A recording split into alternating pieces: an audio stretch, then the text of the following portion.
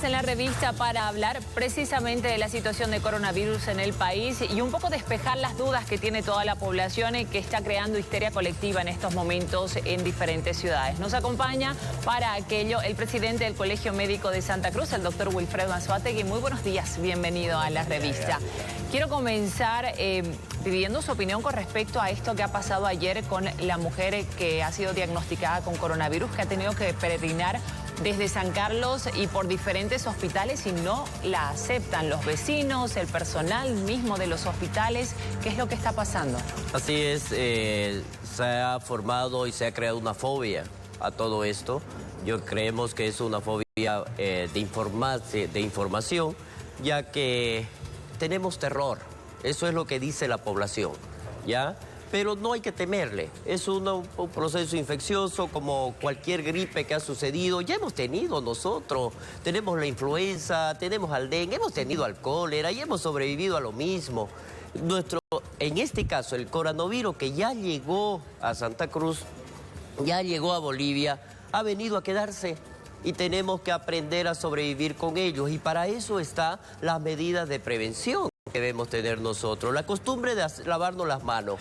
¿No tiene fundamento el hecho de que, por ejemplo, no quieran a un infectado cerca? Es decir, ellos deben temer que el virus se quede en el ambiente y que llegue a las casas aledañas y demás, porque dicen, hay una guardería cerca, no hay otros lugares o parques cerca.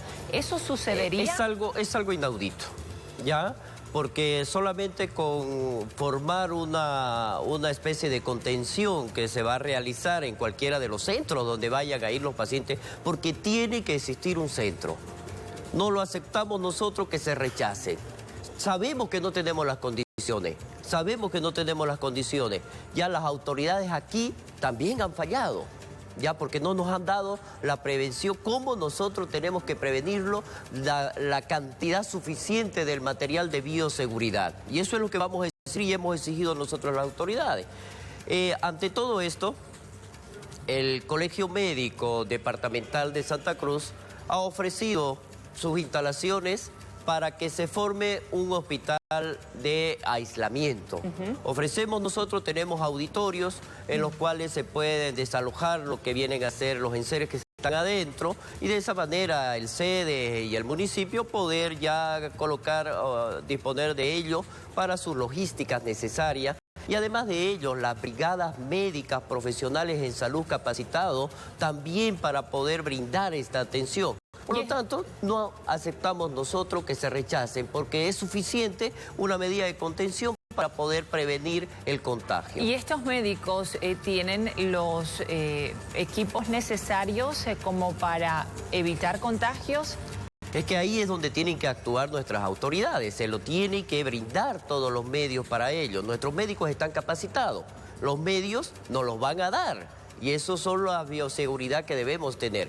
Cada centro hospitalario debe tenerlo. Anoche hablamos con el doctor Urenda y hemos acordado en que se iba a dotar de todos ellos y simplemente lo que tenemos que hacer en cada uno de los centros hospitalarios es solicitarlo. ¿Ya? Ellos es lo que están realizando y eso creo que es algo que se debe tomar en cuenta muy de cerca y que los directores también deben realizar haciendo sus solicitudes necesarias. Ahora, el principal rechazo en los hospitales también ha llegado de parte de los familiares de los pacientes que están internados. Y es que dicen, ellos ya están muy débiles, no podrían soportar un contagio de coronavirus. ¿Qué condiciones se les está dando o se les debería dar a estos otros pacientes que están en un lugar donde llegaría un infectado con coronavirus? Así es, Gabriela. Nosotros hemos visto, y el doctor Tenorio, que es el de la OMS y la OPS, anoche lo explicaba muy claramente. Lo único que se necesita es aislar una habitación para poder dar todas las medidas de contención necesarias. No es necesario que saquemos a todo el personal o a todos los pacientes, simplemente dar las medidas necesarias de contención. O sea, si pasa la camilla o no pasaría por el pasillo, ¿no va a contagiar a la gente? No va a contagiar, por favor, no va a contagiar. Debemos ser objetivos en todo esto. ¿Y qué pasa con las enfermeras, el personal de apoyo que estaría atendiendo al paciente? El que va a estar en contacto con el paciente debe utilizar las antiparras o las gafas, el barbijo necesario, los guantes necesarios, el mandil desechable que nos brindan a nosotros, y con eso es suficiente. Eso lo dicen las literaturas internacionales. ¿Y eso lo tienen ahora los hospitales? Eso es lo que estamos exigiendo nosotros, que se dote de ello, y el doctor Urenda anoche lo decía claramente en una entrevista, lo dijo de que iba a dotar de todo, y nosotros estamos esperando que ese material de bioseguridad debe tenerlo cada hospital. Antes decían que ya estaban preparados con todos los equipos y material necesario. ¿No era verdad entonces? Creo que ninguna autoridad, ni en ninguna de las partes de los países está debidamente preparado ante una pandemia. Estábamos esperando que llegue. Deberíamos haber tenido ya las preparaciones. ¿Qué fue lo que se hizo? Yo participé de forma directa en un convenio que se realizó entre el municipio, la gobernación y el ministerio, en el cual el municipio cedió los centros, que fue donde precisamente anoche lo estaban desalojando. Sí. ¿Qué fue lo que hizo China? Construyó un hospital. Pues nosotros no tenemos la plata de la China, ni tampoco tenemos todos los medios económicos. Por lo tanto, ese centro iba a ser el para recibir a nuestros pacientes. Lamentablemente la población se opuso a ello. Anoche han retirado todos los materiales. De esta manera es que el Colegio Médico ofrece sus predios para poder ser utilizado como hospital de aislamiento. Mientras tanto, y ya dejando el caso específico de esta persona infectada, decíamos que la gente se ha volcado a las farmacias en un tipo de histeria colectiva a comprar barbijos y alcohol en gel. ¿Qué opina de eso el Colegio Médico? ¿Qué recomienda con respecto al barbijo? Sí, ¿quiénes deben utilizar el barbijo?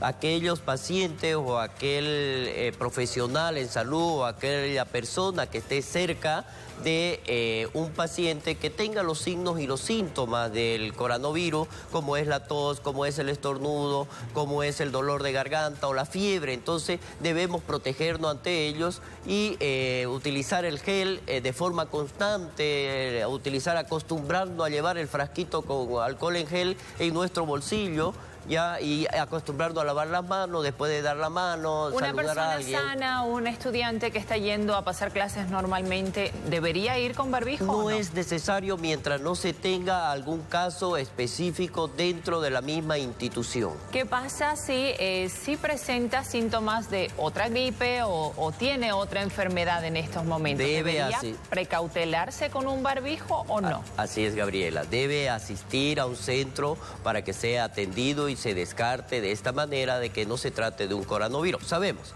el coronavirus, el 80% de la población en general que vaya a ser afectada, el 80% va a recuperarse en la casa como cualquier gripe que uno hubiera sufrido. 15 pacientes se van a internar y van a recibir algún tipo de tratamiento, y el 5%, que son los pacientes inmunodeprimidos, los pacientes diabéticos, los pacientes que tienen alguna enfermedad crónica, o los tuberculosos, o alguna enfermedad pulmonar, o inclusive algún paciente cardíaco que le va a provocar algún problema pulmonar, entonces ellos van a tener ya una complicación mayor. Esos datos son importantes para que hagamos hincapié y un poco calmar a la población que nos está viendo a esta hora de la mañana, doctor. Me decía que no necesariamente al contagiado le va a pasar algo muy grave. Así es. Podría recuperarse como se recupera de cualquier resfrío. Así es, Gabriela. ¿En cuánto tiempo? ¿Qué síntomas son los diferentes en esos casos? Existe una evolución natural de esta enfermedad, del coronavirus, que son entre 14 a 15 días la evolución. ¿Ya? Por eso es que al paciente se lo observa o se lo pone en cuarentena durante 14 días para ver la evolución natural que va a tener este virus. Entonces, de ahí para adelante adelante ya el paciente, pues el 80%, como le digo yo, que tiene los síntomas, pero que se va a recuperar como cualquier gripe que hemos tenido nosotros. El mismo cuerpo lucha contra el virus, lo rechaza y después cuando se cura queda inmune. ¿Ya no le va a dar otra vez? No tiene inmunidad. O sea, así como la influenza. Es igual. Es ya una gripe. Es una gripe, sino que es una variedad. Es un primo hermano de la influenza y nosotros convivimos con ella. Claro. Y en ese periodo de recuperación, ¿qué tipo de medicamentos toma, de cuidados tiene, aparte de evitar el contagio, obviamente? Nuestro paciente tiene que ser hidratado, nuestro paciente tiene que consumir lo que viene bastante cantidad de líquido para poder ser hidratado en ellos y de esa manera poder eliminarlo, como lo que hacemos cuando estamos nosotros con gripe. Ya, eso le va a pasar al 80% de los infectados. El siguiente porcentaje, ¿cuánto era? El 15%. ¿Qué le va a pasar a ellos? El 15% puede tener un problema neumónico, es decir, un proceso infeccioso a nivel del pulmón que puede ir a infectar. Ese 15% se va a internar y va a recibir antibiótico para ello. ¿Y de qué depende que derive en ese cuadro? Ese es el 15% de la evolución natural, ya sea porque tiene algún problema de pulmón que no es tan grave como un paciente inmunodeprimido. Y solo el 5% ya es grave realmente, pero porque tiene estas enfermedades de base. Así es, tiene esto y entonces él va a pasar a terapia intensiva y de ese, mire usted, a pesar de tener una alta probabilidad de contagio como existe, pero la letalidad es baja, es del 1 al 4%, comprobado mundialmente con todo lo que ya las literaturas que tenemos. Por lo tanto, de esos van a fallecer 2 o 3 pacientes de los 5 inmunodeprimidos o pacientes comprometidos que pasaron a terapia Importantísima intensiva. La información. Permítame un paréntesis, por favor, en la entrevista, porque tenemos información en vivo. Marcela Gutiérrez está en la zona sur, Sexto Anillo, en el hospital del Distrito 12. ¿Cuál es la situación en el lugar a esta hora de la mañana, Marcela? Gabriela, y en este hospital los vecinos han colocado carteles como los que podemos observar en estos momentos. Ellos se han declarado en emergencia para evitar que los pacientes con coronavirus que dieron positivo puedan ingresar. Estamos con uno de los dirigentes, él nos dice que es el presidente del barrio, quien nos indica que la vigilia fue durante toda la noche. ¿Ustedes están preocupados por lo que pueda pasar? Muy buenos días, gracias por la cobertura. Lamentablemente ayer lo trajeron para la señora que está contaminada, ¿no? Pero nosotros, todos los vecinos del Distrito 12, no vamos a permitir en ningún momento que nos traigan de otra zona. Todavía la señora fuera de acá de esta zona vamos a permitir, pero nosotros en ningún momento vamos a permitir que vengan de otra zona peor que es de San Carlos. Vamos a estar en vigilia, ahora nos estamos yendo a Red Sur justamente a pedirle explicaciones al director de Red Sur que nos diga quién ha ordenado para que le traigan aquí a la señora. Y ya eso sería nuestro punto de vista y estamos de emergencia todos los presidentes del Distrito 12, estimada. Significa que en toda la zona sur ustedes no van a permitir que ingrese ningún paciente. ¿Cuántos son en realidad los que hay en la zona sur? Nosotros somos 98 juntas vecinales del Distrito 12. No vamos a permitir bajo ninguna circunstancia que nos traigan acá de otra zona. Obviamente, por eso, le vuelvo a reiterar, si fuera de acá de la zona tenemos que permitir porque es una vecina, pero de otro barrio, todavía de San Carlos, no podemos permitir, señora, y estas autoridades no sé qué es lo que están haciendo, porque ya deberían preparar ellos automáticamente ya, porque dijeron que hay en los hangares, hay una de los Diablos Rojos, creo hay un espacio público, deberían llevarlo ahí, a aislarlo, pero mire, lamentablemente, ahorita tengo un amigo, por ejemplo, que trabaja, que es el presidente del Plan 3000, de la misma manera anoche lo han cerrado ya el hospital Los Pocitos y algunos centros de salud allá están en vigilia de todas maneras. Oiga. Gracias, le decimos al presidente del barrio que también se ha declarado en vigilia. Mientras tanto, le mostramos lo que pasa dentro del hospital del Distrito 12. La gente ha llegado desde muy temprano, hace unos minutos nada más. Ingresaron todos los que estaban haciendo fila para una ficha médica. Nosotros les vamos a mostrar cómo está el ambiente en el interior. Están atendiendo de manera normal a todas las personas. Se les ha recomendado a todos que ingresen con barbijos y utilicen alcohol en gel. Sin embargo, solo algunos están haciendo esta recomendación que ha dado los médicos. El director en los próximos minutos estará atendiendo también para hablar de la situación que se vive dentro del hospital del Distrito 12. Bien, Marcela, nos mantendremos atentos a ese momento entonces hasta un próximo contacto. Doctor, escuchaba al vecino. ¿Qué opina? ¿Qué se puede hacer para informar a esta gente que está evitando que una persona que necesita atención médica la tenga? Creo que la población debe tranquilizarse. No debemos tener pánico a esto.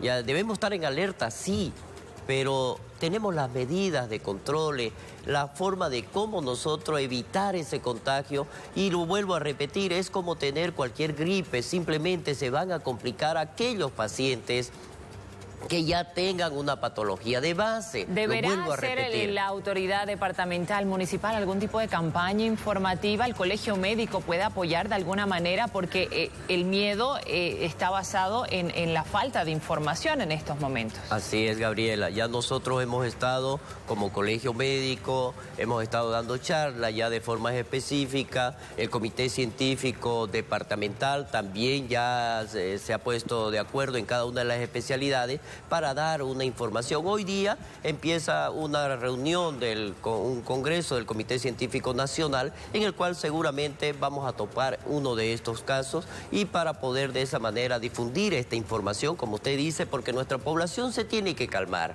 Se tiene que calmar. No podemos evitar atender a un paciente. Nosotros como médicos pues hemos sido formados para tal. No es el primero. Atendemos a un tuberculoso, atendemos a un paciente con SIDA, atendemos a pacientes que tienen influenza, y simplemente lo que hacemos es prevenir un proceso infeccioso. Y eso es con limpieza, con higiene personal, lavado de manos constantemente, es desinfección si es que tiene alcohol en gel a mano, pero si no tiene barbijo, no se preocupe, simplemente lávese las manos y trate de no tocarse la cara. Muchísimas gracias, doctor, por esta entrevista.